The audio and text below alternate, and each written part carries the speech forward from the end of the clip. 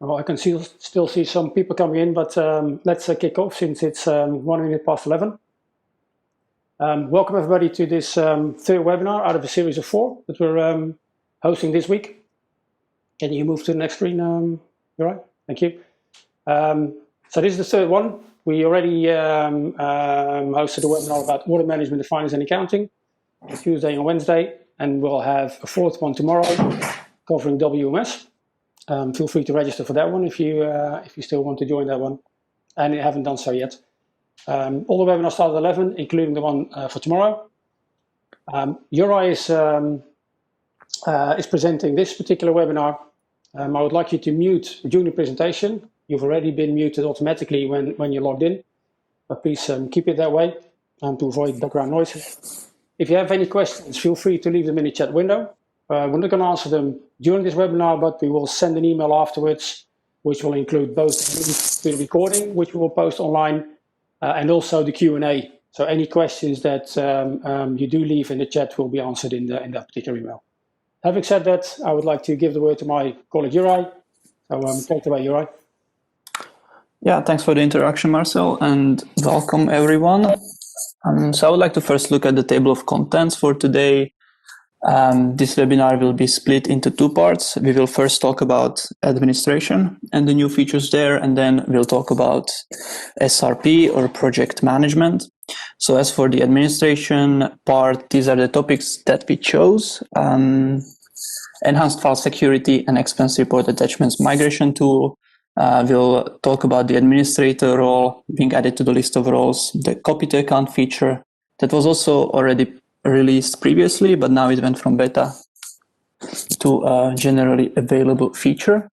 New restrictions added to the roles that you can choose, and finally newly supported record types and sublists for CSV import. As for project management, we would like to talk about, or I will talk about the advanced project budgets enhancements that was also released I think 2 releases ago now, and NetSuite keeps adding some new features, so we'll have a look at those. So let's start with the administration part, and the first topic is enhanced file security and the expense report attachments migration tool. So before we look into NetSuite, I would just like to quickly go through these points. So enhanced file security will allow you to migrate the existing employee expense files to dedicated employee expense folders.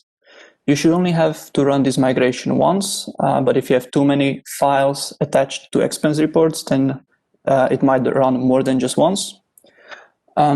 This migration is scheduled automatically after you enable the feature, and when the migration is complete, you will receive a notification email.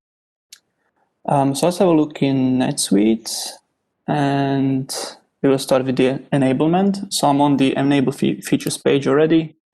Set up company enable features. In the company subtab, all the way on the bottom, actually not all the way, it's here, enhanced file security. And this also comes together with another feature that was already released, I think 1 or 2 releases ago, use employee-specific expense folders. So before this feature was available, when you used NetSuite for entering expense reports, the user would have to manually select a folder in which they want to upload the file or the receipt they are attaching to the expense report. But with this feature, you could let NetSuite generate folders automatically, and the users no longer have to select those folders. So now this feature was also, let's say, expanded upon, and NetSuite released in 20.2 the enhanced file security and the migration tool. After you enable this feature, you will receive a pop-up notification, which I will no longer receive, but I'll show it to you on the next slide. And that feature will tell you, or that notification will tell you that the new expense file structure within file cabinet will be created. So new folders basically per employee. If you have expense attachments that can be migrated, then NetSuite will tell you so. list of the files for migration can be seen on the migration tool page. And there is a note, the migration tool is available only when the enhanced file security is enabled. So let's go back to NetSuite, and you can go to this migration tool directly from the enable features page because there is a link. So I will go there now, and it opens in a new tab, and I don't have any records to show, and that is because I already enabled the feature. And we had some files attached to expense reports that needed to be migrated, and they were already migrated. But if you have files that need to be migrated into these new structures that NetSuite creates, you will see those here.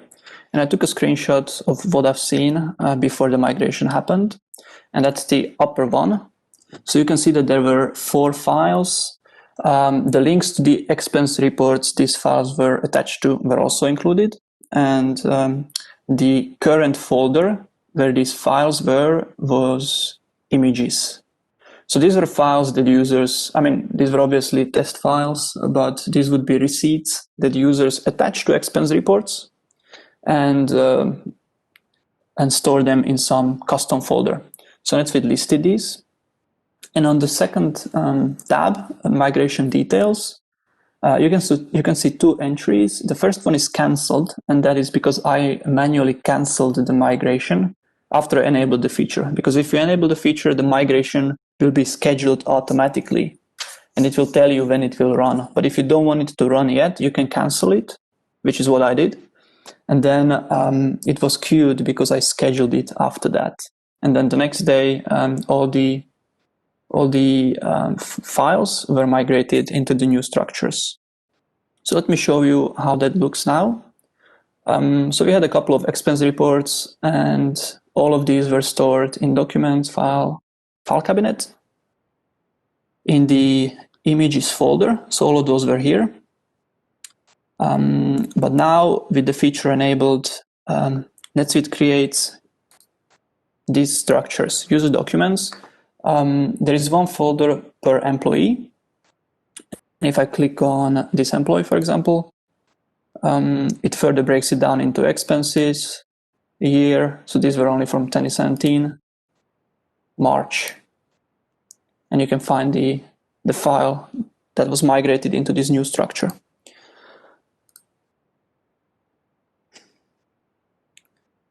Okay, so let's go next. Administrator role added to the list of roles and the full user role deprecation. So administrator role is now available in the list of roles on the manage roles page in NetSuite. You can see the role configuration. You cannot customize it, but you can see easily what permissions are assigned to an administrator. So let me go back to NetSuite and go to setup, user roles, manage roles. So in 20.2, you will see if I scroll down, the administrator role. I cannot edit or customize, but I can have a look what kind of permissions there are for the admin. And this can be helpful for a number of reasons. For example, when you are the administrator and you have some custom roles created that other users are using, and you want to assign access to, let's say, create certain transaction. And sometimes there is not only one permission or access you have to assign. There is a combination of multiple. You can check or compare that custom role against this admin role, and you can see, okay, so me as an administrator, I can create this transaction. So what permissions that I have is this custom role missing? So this, I think, would be the main scenario in which you would use this page to look at the admin role. But you can also go to setup, user roles, and show role differences. This is a relatively old feature that allows you to compare 2 roles. So if I select the administrator role as the base role, and I want to compare this role against some custom role, I'll pick one of our custom finance roles. I only want to show the differences between the admin and the finance, then, this is the way I would go about that. There is also something mentioned about the deprecation plan for the full access role. This has been already deprecated since 2019.1, and this role is targeted to be disabled as of 2021.1. So currently, in the most recent release, 20.2, this role has been inactivated for all users. So in case any of your users were using the full access role, they will not be able to log in with that role anymore. And before your account is upgraded to 21.1, which is the next release, make sure that any customizations in your account that are running under the full access role work under another role without causing any errors. Because as of 21.1, you will have to use other roles. But hopefully most of you already disable these and don't use these full access roles anymore.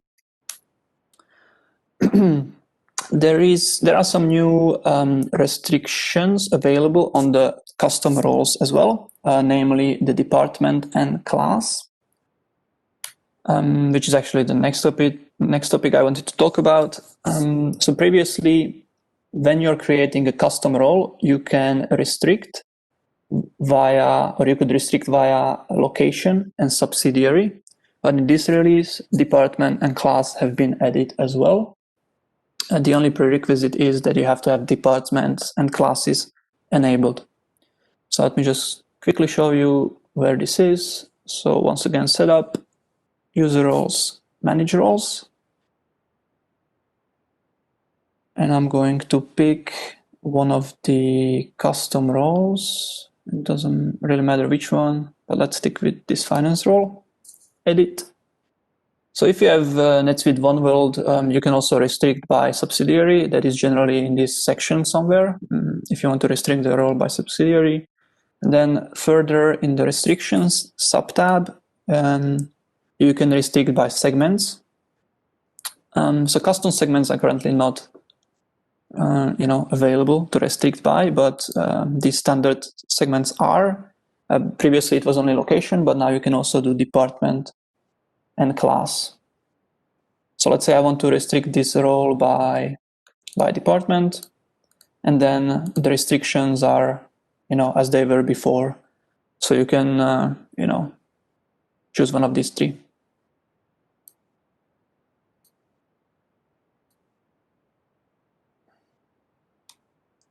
Okay, copy to account feature is now generally available. This feature was presented in one of our previous release note webinars, and I think it was sometime last year. And until the previous release, this was a beta feature. So I personally use this feature quite often and find it quite handy. But I did come across a couple of errors when using it. Now this should be all fixed since it's a general available feature. We already demoed this feature in the release note webinar previously, so I'm not going to talk about it. I would just like to mention quickly where you can find it, where you can enable it, and what it does. So you can enable it in Enable Features on the Suite Cloud subtab. This time all the way on the bottom, copy to account. So you can copy custom objects from account to account. The only requirement is that this feature is enabled in both accounts. Both accounts must be on the same version of NetSuite. So in this case, both accounts would have to be on 20.2. It can happen that your sandbox, for example, wasn't yet updated and it's still on 20.1, but so then you wouldn't be able to use this one. And you have to have access to both accounts with the same email to use this one. And what this feature does, it enables you to copy custom objects like fields, saved searches, workflows from one account to another without having to bundle them. So before this feature was released, you would have to either recreate any custom objects manually, or you would have to bundle them and then install the bundle in the target account and do it like that. But with this, you can simply, let me actually show you on a custom field. you can simply copy to another account directly from that object. So if I want to copy a custom field, like this one, for example, I will see this link copy to account. And if I just click on that, I will be redirected to this screen. I can select my target account. I can give it a name for audit trail purposes. Then if I go next, it will calculate dependencies. It will check based on the ID and name whether this object isn't already created in the target account, and then you can just copy that object over. And there is no link with the with the origin account as there is with bundles. So if you install some objects from a bundle, you can see a link to the origin account, but with this feature, if you copy something to a target account, it seems like it's the same as if you created that object in that target account. So yeah, definitely recommend this one. So let's go back to the slides, and this is actually the last topic that I would like to quickly talk about in this administration part, and that is newly supported record types and sublists for CSV import. So I think it's every release that NetSuite supports some new record types for CSV imports. In this release, they added group and vendor prepayments. And as for the sublists, the billable expenses sublist is now available when adding or updating invoice records via CSV import. So this one also wasn't supported previously. So yeah, in case you're using groups and you have a lot of members in those groups, you can now import those groups via CSV, just standard navigation, set up, import, export, import CSV records. So I'll just show you these groups without actually importing anything, just the initial page. Groups are considered to be a relationship type of record, so it's going to be under relationship. So once this page loads, so it would be relationships, and you can import the group. I'm just going to select some random CSV file, which is probably not going to work. I use semicolon as a delimiter, not a comma. So you could add a new group, and yeah, this is the mapping page that I presume you're all familiar with. So names are type of a list attached to the group record, and there's not many fields available if you're available with this record type. Okay, so I'm not going to go ahead with the import. Just wanted to mention the newly available record types in case you use any of those. And with that being said, I would like to now talk about project management and the advanced project budgets enhancements. So I think 2 releases ago, NetSuite released a major feature, which I also presented in the previous Release Note webinar. It's called work breakdown structure, and it's a new, more refined or advanced way of doing budgeting on your projects. And this release, they added a couple of, I think, quite minor enhancements to that work breakdown structure, which I would like to show you. So now you can provide revenue estimation based on items, billing classes, rate cards, and markup. Previously, I think it was only items, or you can manually add an estimation on the revenue. All cells that NetSuite calculates from your input, for example, item, billing class, rate cards, markup, or project resources, appear with the log item.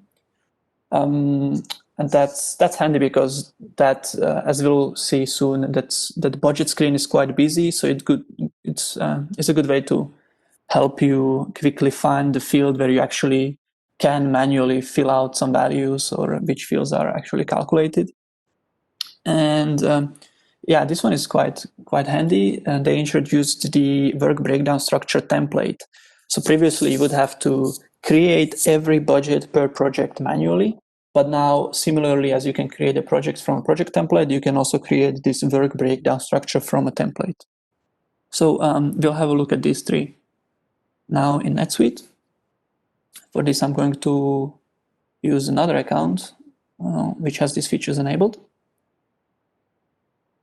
Yeah, in case you haven't seen the previous webinar or you're not aware of this work breakdown structure, maybe I'll just quickly mention the prerequisites. You have to have job costing and project budgeting enabled, advanced project profitability, activity codes, advanced project budgets, and you would also have to have custom segments enabled, but this will get enabled automatically once you enable the other features. You will get a pop-up notification for that. Okay, so let me open a project. I already have one open here. It's a project that has a schedule created, but it doesn't have any budget created, and no work breakdown structure created either. So I'm going to create a new work breakdown structure for this project. And those of you who are familiar with this feature are already familiar with this screen as well. So let's start at the top. Let's give it the name SRP webinar. Let's set our margin to 20%. This is all, this was all released already previously. You can select the timeline if you want to have it global or monthly. I'm going to create a global budget, not per month. And here you can, specify your budget or create your budget. Just for the simplicity's sake, I'm going to call it like phase 1. And let's say subphase A. I'm not even sure if that is an actual word. And with these arrows, you can add these sections. You can create a hierarchy like this. So phase 2, add. It's another one, and let's say, yeah, just call it test A. Add it to phase 2. Let's create another one, test B. I will also add it to phase 2. You can collapse or expand this hierarchy like that. So we've shown all of this in the previous webinar. If you're interested how this budget works, then please have a look at that one as well. But now I would like to talk about the cost and the revenue estimation. So let me first select some project tasks here, actually. And I'm going to link these sections of the budget to actual project tasks. So I'll have a look at my project. So let's say I'm using review SOW, requirements gatherings. Okay, so subphase A will be pulling in costs and revenue that is linked to the review SOW project task. And test A will be pulling in stuff from the requirements gathering and create functional specification, let's say. I'll put this here. You can also use custom segments to pull in actuals into your budget. That is activity codes. We've also talked about that one in the previous webinar. Okay, and now let's estimate some cost and revenue. You can always enter the cost manually. Let me actually hide the actuals because we're not interested in that right now. So if I'm looking at this subphase A, I can estimate the cost manually. So I can say this is 1,000 pounds.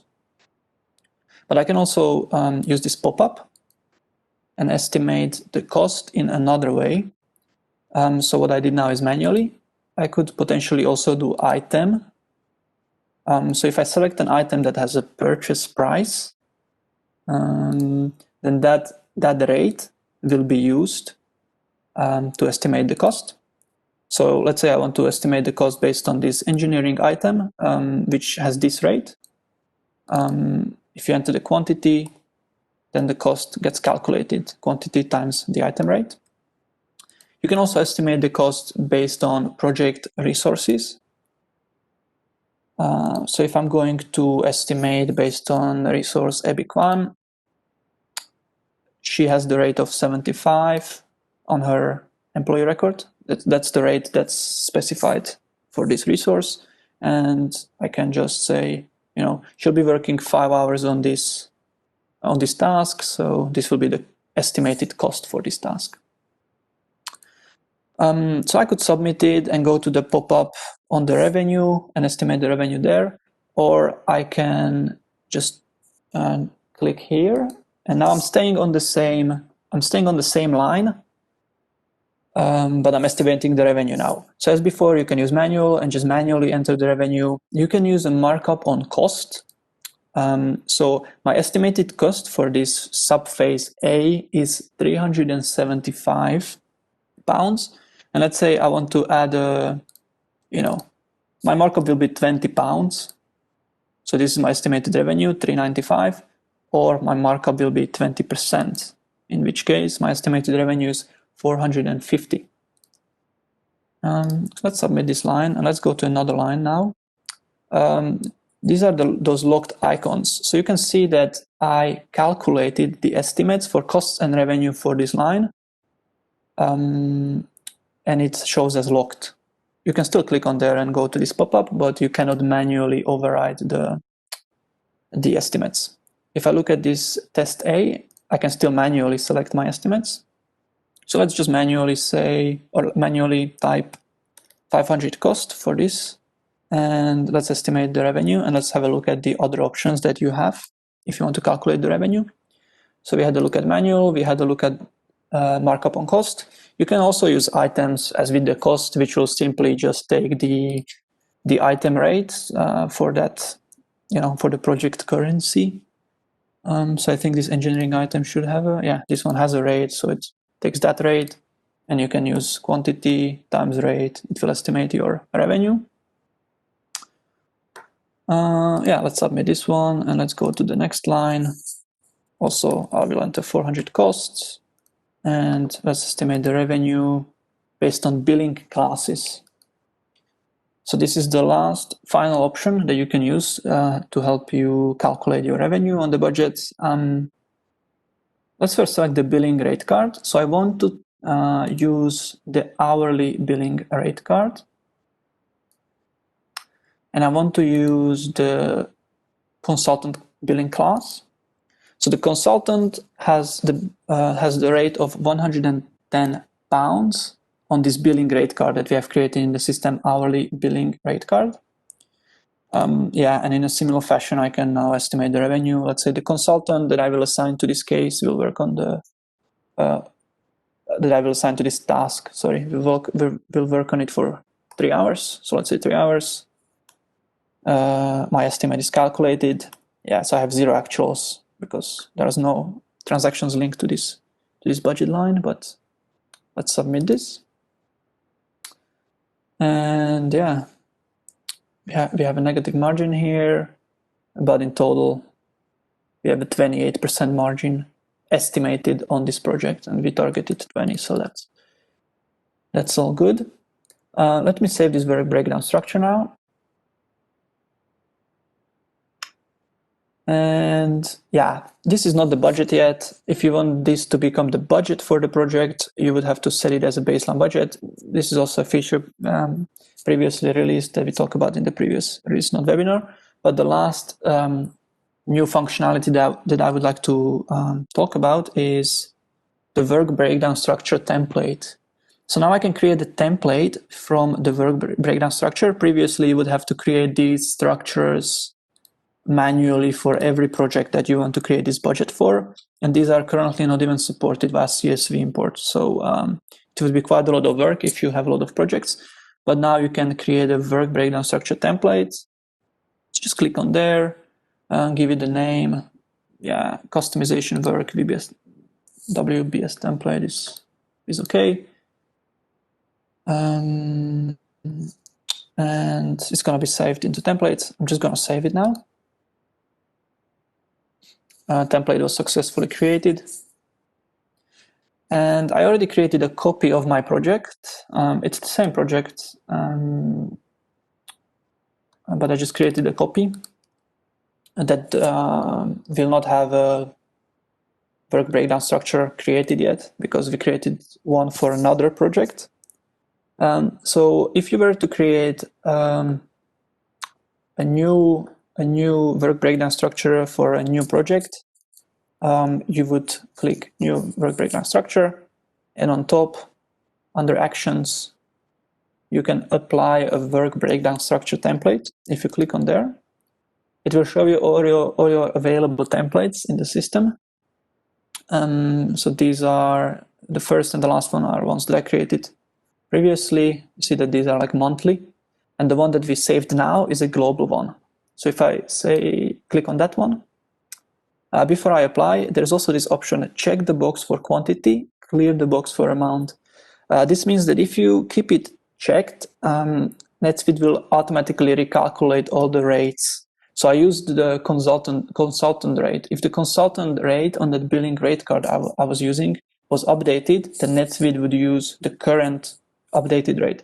If I clear this box, then NetSuite would just copy the amounts across from this template. So even if you change the rates, but you know that you want to use the same amounts as in the saved template, then NetSuite would do that with this. So I'm going to apply this template to the project. And once it loads, the whole structure should be copied over also with the estimations. What is not copied over is the project tasks, because those are unique to the project. If you want to use another template, you can still change that before saving. So for example, I want to use this one. This is a monthly work breakdown structure, 2 months. Let's say this project starts in November, and it runs until December. So I'm just going to select the start date of 1st of November. I'm going to apply this template. I get a notification that the current template I selected will be overwritten, but I'm okay with that. And now we have this new template loaded. And once I save it and set it as a baseline budget, then it will be used as a budget for this customization work project. Yeah, and with that, we reached the end of the presentation. So I'll hand it over back to Marcel. Yeah, thank you very much, Juraj. That was very nice. Juraj referred to one of our previous webinars in which Juraj presented quite a few of the new advanced features in projects. And for easy reference, I will put a link in the follow-up email, in which I will also put the link for this particular webinar. So if you want to look at that one, in case you missed it or just want to review it again, you can easily do so via the follow-up email. And as mentioned, we will also put the answers to the questions that were left in the chat in this particular email as well. Any comments, questions, or any suggestions, feel free to reach out to me. There's my email address. In case you haven't registered for the WMS webinar yet, feel free to do so. And if so, we'll see you tomorrow. And thanks a lot for attending, and hope to see you next time. Bye-bye.